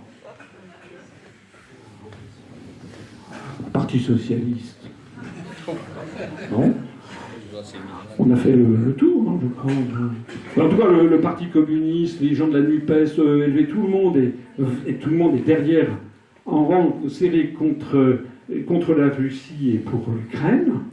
C'est-à-dire que si vous vous en tenez à la représentation nationale, et si vous vous en tenez à ce que disent les médias français, radio, télé, journaux, dans 98% du cas, toute la France est d'accord pour faire la guerre à la première puissance nucléaire mondiale. Ah, là, il y a quand même quelque chose qui va pas. Parce que moi, je vois autour de moi, d'ailleurs, si vous êtes si nombreux, c'est quand même que vous savez qu'il y a quand même un vrai problème. Et là, c'est très très grave ce qui se passe. C'est pas de la rigolade, hein. Parce que quand on a des canons César qui sont utilisés par des Ukrainiens et qui tuent des Russes dans le Donbass, l'équivalent des pieds noirs, hein, ayez bien cette image à l'esprit. Le Donbass, c'est comme l'Algérie française avec des pieds noirs, sauf qu'il n'y a pas d'Arabes comme il y avait en Algérie. Ils ont fait partir les Tartares. C'est ça le truc, hein. Donc il y a un soutien massif du sud et de l'est de l'Ukraine, de ce pays composite qui soutient Moscou, et tout le reste qui déteste. Ça veut dire au passage que Poutine, contrairement à ce qu'on dit, n'a pas du tout pour objectif de conquérir l'ensemble de l'Ukraine, parce qu'il sait qu'il se heurterait à un problème énorme. D'ailleurs, s'il y avait la vraie logique géopolitique, et peut-être qu'un jour ça va se terminer comme ça, la surprise générale, hein, c'est qu'il y a un accord entre Varsovie et Moscou. Et que la Pologne mette la main sur le reste qui a toujours été polono-lituanien. Ce serait ça la logique, en fait. Et que l'Ukraine disparaisse, en fait, de la carte. On est en France dans une situation absolument dramatique, puisqu'il n'y a pas de débat, et on agite de façon émotionnelle. On présente cette affaire comme si Poutine était Adolf Hitler. J'ai déjà dit, et je le répète, qu'on présente cette situation comme si le problème était apparu le 24 février 2022, c'est-à-dire il y a un an jour pour jour, et comme si avant il ne s'était rien passé. C'est exactement comparable au collabo français de 1941-42, qui soutenait Hitler, et qui disait s'il y a eu une guerre, c'est de la faute de la France et de l'Angleterre, puisque nous avons déclaré la guerre à l'Allemagne le 3 septembre 1939. C'était ce que disait l'école Labo. Sauf que ce que ne disait pas l'école Labo, c'est qu'il gommait tout ce qui s'était passé entre le 30 janvier 1933, lorsque Hitler arrive au pouvoir, et le 3 septembre 1939. Ils avaient gommé toutes les raisons qui avaient fait que la France et l'Angleterre avaient fini par comprendre qu'ils ne pouvaient plus céder face à ce grignotage permanent de l'Europe au profit d'Hitler. De la même façon, ceux qui vous disent qui vous font partir le problème à partir du 24 février 2022 vous cachent tout ce qui s'est passé avant, et notamment depuis 2014 jusqu'à 2022, c'est-à-dire pendant les 8 ans de Porochenko et de Zelensky, avec les bombardements des populations du Donbass, avec le drame qui s'est passé à Odessa, des gens qui ont été brûlés vifs, et aussi avec les accords de Minsk I et Minsk II, où en fait la France et l'Allemagne ont donné leur signature officielle, comme quoi la France et l'Allemagne étaient les garants de ces accords dans lesquels le gouvernement de Kiev reconnaissait aux populations du Donbass la faculté de parler le russe, de garder leur identité russophone dans le cadre d'une fédération d'États avec une large autonomie. C'était ça les accords de Minsk. Et à peine les accords de Minsk avaient-ils été signés que Zelensky commençait à aller bombarder les populations du Donbass. Et on le sait de façon certaine, puisque vous avez vu cette révélation qui devrait valoir à soi seule l'arrêt immédiat de la guerre. On a appris de la bouche de Mme Merkel, confirmé ensuite par François Hollande, pardon, on a appris de leur bouche que les accords de Minsk avaient été signés uniquement pour permettre à l'Ukraine de s'armer pour préparer la suite.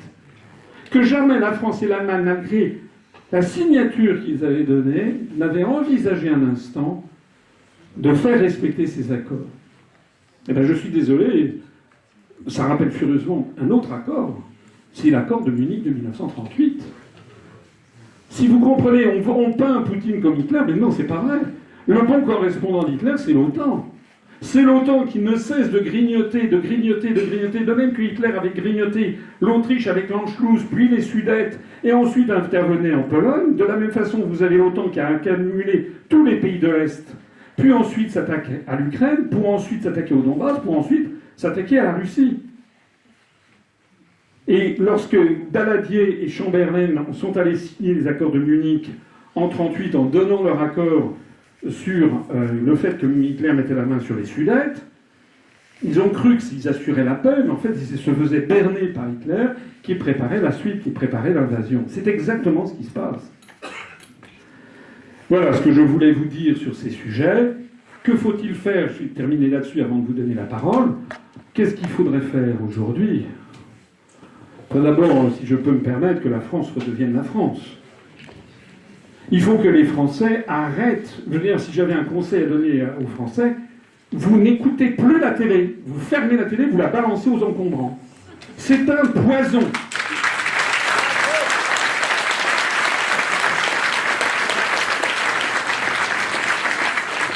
Deuxièmement, vous allez vous renseigner sur Internet. Il y a des gens qui me disent « Oh, il y a tout sur Internet ».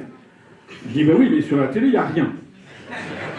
Sur Internet, vous avez effectivement de tout, y compris d'ailleurs des gens qui sont pro-ukrainiens, qui développent les arguments américains, mais vous allez choisir l'information dont vous avez besoin. Et puis il faut que les Français ils fassent preuve de discernement. Voilà. De discernement. Il faut qu'ils m'écoutent, qu'ils écoutent Macron, et puis qu'ils se disent entre Asselineau et Macron, qui c'est qui dit la vérité? Qui est-ce qui y croit dans ce qu'il dit? Qui est-ce qui récite un narratif? Et puis pas seulement, moi, regardez tout le monde. Et qu'est-ce qui est cohérent? Est-ce que ce qu'on me dit est cohérent? Est-ce que c'est constant dans le temps? Est-ce que ça s'explique? Est-ce que ça me permet de comprendre les choses? Donc c'est aux Français d'exercer leur discernement et leur responsabilité. Il faut que les Français comprennent qu'on veut leur imposer non seulement leurs dirigeants, mais leurs opposants. Il faut qu'ils comprennent que Mme Le Pen, c'est Mme Meloni, c'est M. Salvini, c'est M. Tsipras, hein, l'extrême gauche en Grèce, qui à peine était-il arrivé au pouvoir, avait privatisé tout et détruit les retraites des retraités, avec une multiplication par 2 des suicides de retraités, l'extrême gauche, hein, mais qui ne voulait pas sortir de l'Union européenne, de l'euro et de l'OTAN. La clé du sujet, il est là. Tant que vous avez un parti politique qui vous dit qu'il reste dans l'Union européenne, dans l'euro et dans l'OTAN, vous pouvez être certain qu'il ne changera rien. Rien. Tous les exemples le montrent d'ailleurs, parce qu'on est pris ensuite par des traités. Et donc je suis désolé, peut-être je le dis depuis 15 ans, les gens me connaissent maintenant. Sauf qu'il y a 15 ans, on m'insultait, on me critiquait, on me disait oui, j'avais un problème d'ego. Ah oui, ça c'est un truc. Paraît-il que j'ai voilà, c'est arrêtez les querelles d'ego, faites mais je ne vais pas faire alliance avec le RN, qui est pour l'euro, pour l'Union européenne, pour l'OTAN et pour soutenir Zelensky. Qu'est-ce que c'est que cette histoire? Donc il est hors de question pour nous de faire alliance avec ça. Mais on vous le met dans la tête. De la même façon qu'on a mis aux Italiens dans la tête que l'opposant, ce serait Meloni. Ou qu'aux Grecs, on avait mis que l'opposant, c'était l'équivalent de Mélenchon de l'époque, c'était Tsipras. Donc il faut que les Français comprennent, qu'ils aillent au-delà de ça, qu'ils comprennent que les seuls vrais opposants, les seuls qui méritent leur confiance, ce sont ceux qui sont interdits d'antenne des grands médias. Voilà. Dès que vous avez quelqu'un qui est catapulté dans les médias, l'exemple de Zemmour, on pourra en parler longuement, c'est que c'est quelqu'un qui est poussé par l'oligarchie dans un but bien précis. Voilà. Alors maintenant, si les Français continuent, si les Français se disent « Oh ben oui, mais bon, il est bien Asselineau, mais bon, il n'y arrivera pas. Donc je préfère voter pour... » Mais non. Non. Ça fait partie de la notion de vote utile, c'est un des cancers aussi. Ne votez pas pour des gens avec qui vous n'êtes pas d'accord. Enfin, c'est dingue. À 25 ans, vous tombez amoureux d'un jeune homme, d'une jeune fille, et puis on dit ah oui, vraiment, il est bien, mais bon, j'y arriverai jamais, donc je vais me marier avec... Enfin bon, j'arrête là ma métaphore parce qu'elle est dangereuse. Mais vous comprenez le truc, quoi. Il faut voter pour la personne, pour le parti, qui vous donne l'impression d'être fiable, d'être solide, d'être sincère. Et ne vous méfiez-vous aussi des impressions, faites des vérifications. Allez voir les vidéos que j'ai faites depuis des années. Allez les voir. Mes pires détracteurs, vous savez ce qu'ils ont trouvé? La seule chose qui m'envoie les gencives, c'est que j'ai mis 3 minutes à sortir le prix d'un porte-avions en 2017, quand j'étais interrogé. Le prix d'un porte-avions. Voilà. C'est la seule chose en 15 ans, d'ailleurs j'avais fini par le dire, j'avais donné 5 milliards d'euros, ce qui était à peu près le cas, j'ai mis 3-4 minutes à répondre aux journalistes. Mais allez voir tout le reste. Allez voir mes analyses sur l'Europe c'est la guerre. Allez voir mes analyses sur l'euro. Allez voir mes analyses géopolitiques. Allez voir mes analyses sur qui est-ce qui dirige la France. Quand je pense qu'on a fait croire à nos parents, à nos grands-parents ou à nous-mêmes, ça dépend de l'âge que vous avez, que le traité de Maastricht, ça permettrait de faire contrepoids aux États-Unis. Vous comprenez qu'on nous vend le contraire exact de la situation. On est dans un monde totalement orwellien, où le sens des mots est inversé par rapport à la réalité. Donc il faut ça, il faut se libérer de ça, il faut prendre les choses en main. Prendre les choses en main, ça veut dire, d'abord, parce que je suis interdit des grands médias à diffuser notre information tout autour de vous, je vois d'ailleurs que ça marche, il y a de plus en plus de monde, mais il faut aussi vous pénétrer des réflexions, des remarques, et puis dans des dîners en ville, y aller. Y aller, dire aux gens, non, je ne suis pas d'accord avec vous, parce que ça marche sur l'intimidation. Il faut y aller, et qu'est-ce qu'il faudrait faire dans l'immédiat? Si j'étais à la tête de l'État, vous savez ce que je fais, mais c'est très clair, je l'ai dit, je le redis, c'est extrêmement clair, il n'y a pas d'ambiguïté, il n'y a pas de faux fuyants, il n'y a pas de jeu. Je pense qu'il conviendrait de peut-être réfléchir à envisager de... Non. La France devrait aujourd'hui, la première chose à faire, on arrête l'envoi de quoi que ce soit à l'Ukraine. Deuxièmement, on arrête les sanctions vis-à-vis de la Russie. Les sanctions ne marchent jamais nulle part. Et on négocie avec Poutine au passage le fait d'obtenir des hydrocarbures au tarif qu'obtiennent les Hongrois. Parce que les Hongrois, discrètement, eux, ils n'ont pas fait de sanctions et ils reçoivent des hydrocarbures très bien pour eux. Parce que ça, cette affaire des hydrocarbures est en train de ruiner la France. Troisièmement, il faudrait appliquer ce que le général de Gaulle expliquait. Il faut regarder les Américains droit dans les yeux, ils finissent par s'y faire.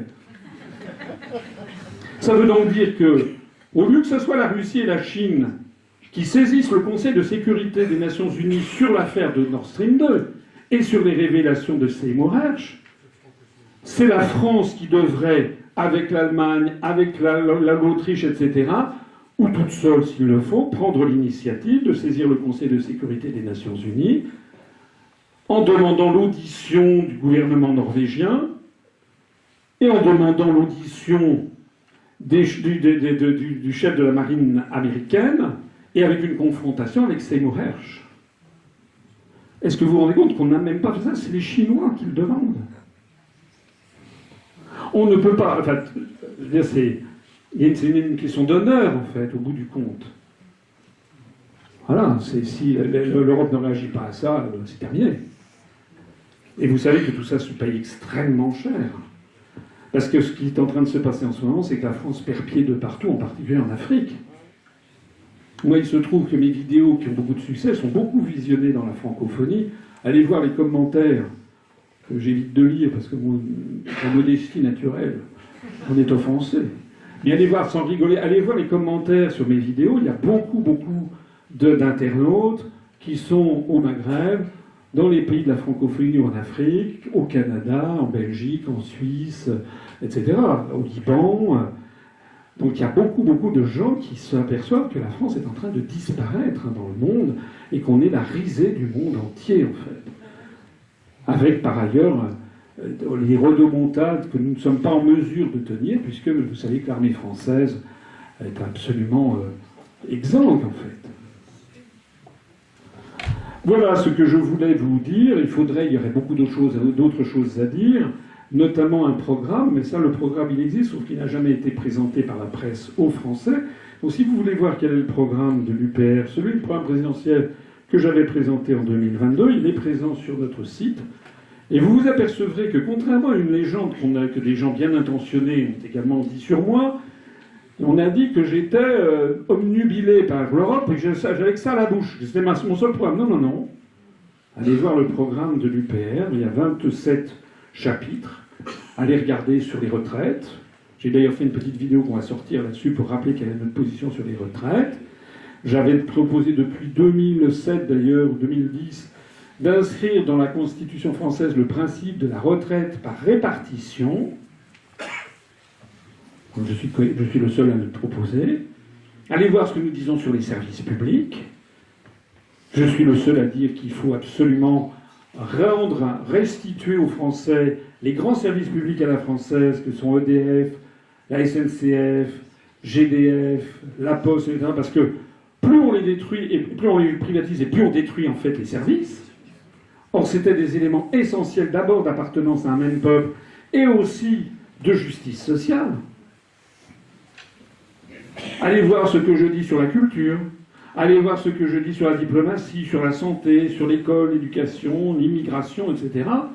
Et vous verrez qu'on a un programme très complet qui, en fait, je ne m'a jamais autorisé à développer. Donc, je vais le présenter, j'ai commencé à le présenter, on sort des vidéos. Chapitre par chapitre, vous verrez ce que nous disons. Nous avons un vrai programme. Hein. Et ça a été pas mal caché aux Français. Voilà ce que je voulais vous dire. Je vous remercie de m'avoir écouté. Je suis maintenant à votre disposition pour répondre à vos questions.